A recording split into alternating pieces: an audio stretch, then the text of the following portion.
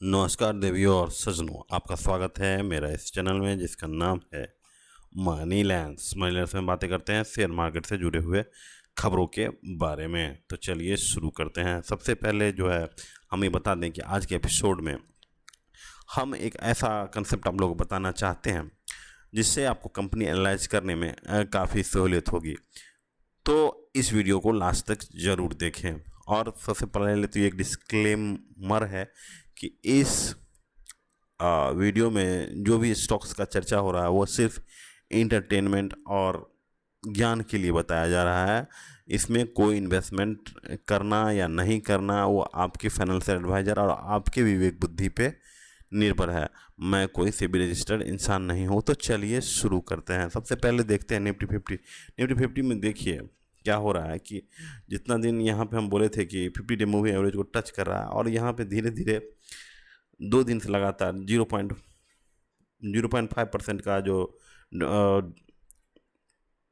Downgrade हुआ है उसके कारण जो है 50 डे मूविंग एवरेज को भी ये थोड़ा सा तोड़ दिया है। अब वहाँ से नीचे जाने की संभावना है क्योंकि अब जो है जितने भी कंपनियों का रिजल्ट आ रही है तो वो चीज़ तो देख लिए कि जिस तरह से इन्फ्लेशन बढ़ा है 6 से 7%।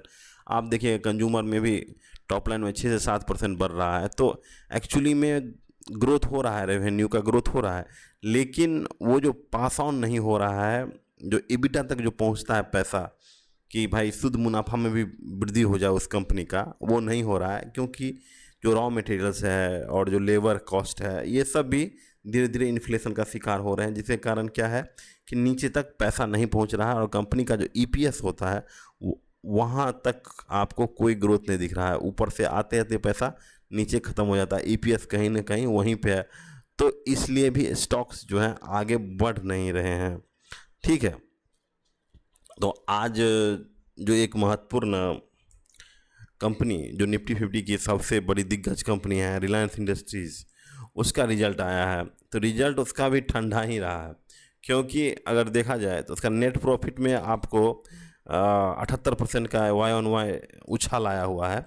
यहाँ पे देखिए रेवेन्यू में देखिए Y-o-Y का देखिए 6% का, यानी वही आपको मैं बताया कि जिस तरह से 6% का इन्फ्लेशन है बस उतना ही रेवेन्यू हो रहा है। EBITDA में देखिए, EBITDA में यहाँ पे बहुत ज़्यादा यानी 35% का उछाल बताया जा रहा है। तो ये जो है वो सब देखने के लिए 35% है क्योंकि रिलायंस को थोड़ा दिन पहले ही हम ही किसी वीडियो में बताए थे, रिलायंस इंडस्ट्रीज ने अपने पास जो क्या एशियन पेंट्स के जो शेयर्स थे उनसे एग्जिट ले लिया था। वो इसलिए एग्जिट ले लिया था क्योंकि वो रिलायंस इंडस्ट्री को अब लग रहा था कि एशियन पेंट में अब फिलहाल ग्रोथ नहीं है, क्योंकि जिस तरह से बिरला ओपस और भी JSW भी पेंट इंडस्ट्री में आ रहे थे तो मार्केट जो काफ़ी ज़्यादा कम्पिटिटिव हो जाने के कारण एशियन पेंट के मार्जिन पर असर पड़ता है। इससे पहले ही क्या कर दे रिलायंस ने उसके शेयर्स बेच के अपना EBITDA है उसको सुधार कर लिया। तो ये सुधार कर लिया है, लेकिन अब यहाँ से इतना बड़ा EBITDA है तो फिर अगला जो क्वार्टर आएगा तो उस पर जो एक बेस बन गया है उसके लिए काफ़ी ख़तरनाक होगा। तो अगला क्वार्टर में देखिएगा कि इसका EBITDA कम हो जाएगा तो फिर स्टॉक वहाँ से गिरना शुरू कर देगा। अब देखने वाली बात है कि कल सोमवार को जब मार्केट खुलेगा तो कैसा रिएक्ट करता है। तो यहाँ पे रेवेन्यू देखिए Y-on-Y इंक्रीज हो रहा है, लेकिन क्वार्टर ऑन क्वार्टर आप देखिएगा तो इनका जो रेवेन्यू है वो डिक्रीज ही किया हुआ है। तो मेनली जो डिक्रीज करने का है इनके पास जो है वर्टिकल्स हैं।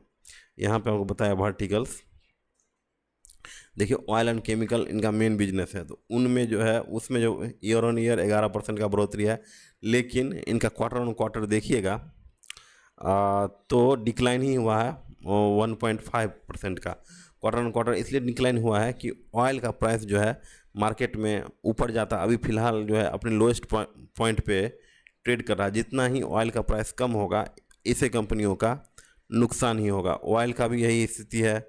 अब जो है गैस में भी अब यही है, गैस में भी अब Y-on-Y का डिक्लाइन ही हुआ है, 1.2% का डिक्लाइन हुआ है। उसके पीछे भी यही कारण है क्योंकि जो KG बेसिन में जो एक्सप्लोरेशन का काम है वो भी अब धीमा हो गया और वहाँ से जो नेचुरल प्रोडक्शन है वो भी डिक्लाइन कर गया। तो मेन इनका जो फोकस है जो इनका इज्जत बचा दिया है वो है रिटेल। ठीक है, वो रिटेल में 11.3% का YOY, रिटेल में लगभग 13% का ग्रोथ हुआ है। और जो मीडिया है इनका, जो जैसे जियो प्लेटफॉर्म है और फिर हॉटस्टार है, इसमें जो है 25% का ईयर ऑन ईयर ग्रोथ आया है। तो यही दो चीज़ है, यानी रिटेल और जो मीडिया है, यही दोनों भाग जो है इनके जो वर्टिकल्स हैं इसमें ग्रोथ है, और बाकी सब में जो क्या है, कंपनी टाटा फिश है। तो अब आप समझ गए होंगे कि आने वाले समय में रिटेल दो तीन वीडियो हम भी बना चुके हैं, आप देखे होंगे कि जो फाइनेंस सेक्टर की जितनी कंपनियां आ रही हैं उसके रिजल्ट्स अच्छे आ रहे हैं। दूसरा हो गया कि आपके जो होटल सेक्टर हैं, जो काफ़ी कैपेक्स लेड है, और उन्होंने बुल मार्केट में बहुत सारा क्या किया कि अपना अपना आईपीओ रिलीज करने के बाद वो जो आईपीओ का पैसा हुआ वो उससे अपना कैपेक्स कर लिए, उसके कारण होटल सेक्टर भी अच्छा कर रहा है। तो अभी आप फिलहाल आप देखिए फाइनेंस सेक्टर, होटल और रिटेल थोड़ा बहुत अच्छा कर रहा है। तो अभी यहाँ से यही 3 सेक्टर मुझे फिलहाल दिख रहा है जहाँ की पैसे मिलने की संभावना है। ठीक है, तो ये चीज़ आपको गौर करने वाली बात हो जाएगी। तो अब हम जो है एक जो इम्पोर्टेंट टॉपिक जो अभी बताए थे अपने इंट्रोडक्शन में, कि आप कैसे कंपनियों का जो ग्रोथ है उसका, और ग्रोथ का और कि ग्रोथ कितना हुआ और कहाँ लगा ग्रोथ। ठीक है, उसके बारे में जानने के लिए, जैसे कि सीएट का भी आप देखिएगा कि रिजल्ट आया है। ठीक है, तो इसका भी रिजल्ट देखिए, ईयर ऑन देखिए ग्रोथ हुआ है क्वार्टर ऑन क्वार्टर के 3421 रुपया है, और से बढ़ के हो गया 3500। तो ग्रोथ है, वही कि बोले कि ग्रोथ है टॉप लाइन में, लेकिन क्या होता है कि नीचे तक पास ऑन नहीं हो रहा है। जो ईपीएस है यहाँ पे देखिए, जून का ईपीएस है यहाँ पे 27, तो इसका जून का देखिए 38 है। तो फिलहाल आप देखे होंगे कि ईपीएस में ही ग्रोथ नहीं हो पा रहा है, क्योंकि वो ये जो ग्रोथ हो रहा है टॉप लाइन में, लेकिन बॉटम लाइन में कहीं ना कहीं डिग्रोथ है, क्योंकि इनका जो मटेरियल कॉस्ट यहाँ पे देखिए 2800 ही लग रहा था, जो 2800 करोड़ लग रहा था, जो कि बढ़ के 3400 करोड़। तो कहीं ना कहीं आपका प्रॉफिट में कंप्रोमाइज़ करना पड़ेगा।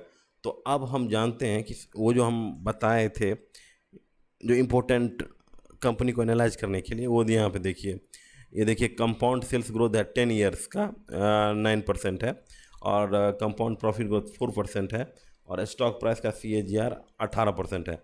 यानी यानी कि कंपनी का जो प्रॉफिट है 10 साल में सिर्फ 4% हुआ है। 4% का ये CAGR से बढ़ रहा है प्रॉफिट। ठीक है, और स्टॉक प्राइस 18% से बढ़ रहा है।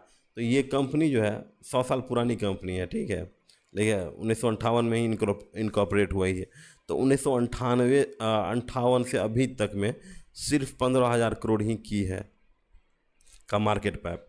अगर बाकी अगर LTE का देख लीजिए या फिर रिलायंस का देख लीजिए, इससे बाद में शुरू हुआ है, और आज 1,00,000 1.5 लाख के मार्केट कैप बैठा हुआ है। तो इससे ये पता चलता है कि सीएट टायर में आपका पैसा बनना मुश्किल भी है।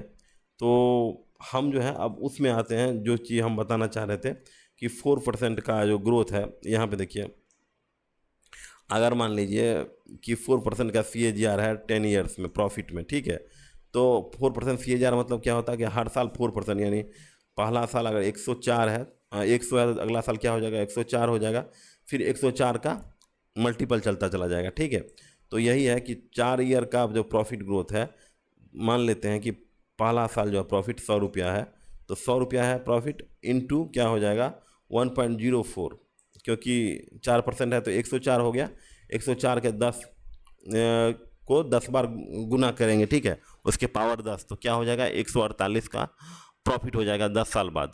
यानी यदि ये 100 रुपये आप यदि उसमें प्राइस होता, प्रॉफिट होता 100 रुपये, तो वो जो है 10वां साल में क्या हो जाता है 148 रुपये के आसपास हो जाता। उसी समय में आप देखिए कि स्टॉक का प्राइस जो है मान लीजिए 100 रुपये होता, तो उसका CAGR 1.18% है, तो 1.18 का 10 यानी 600 के आसपास प्राइस हो जाता। ठीक है, प्रॉफिट हुआ है 148 रुपया, लेकिन उसी समय जो है उसका जो स्टॉक जो है ग्रू किया है 100 से 600, यानी कि लगभग 6 गुना स्टॉक प्राइस में वृद्धि हुआ है। लेकिन आप यहाँ पे देखिए प्रॉफिट कितना हुआ है, सिर्फ 1.48% हुआ है।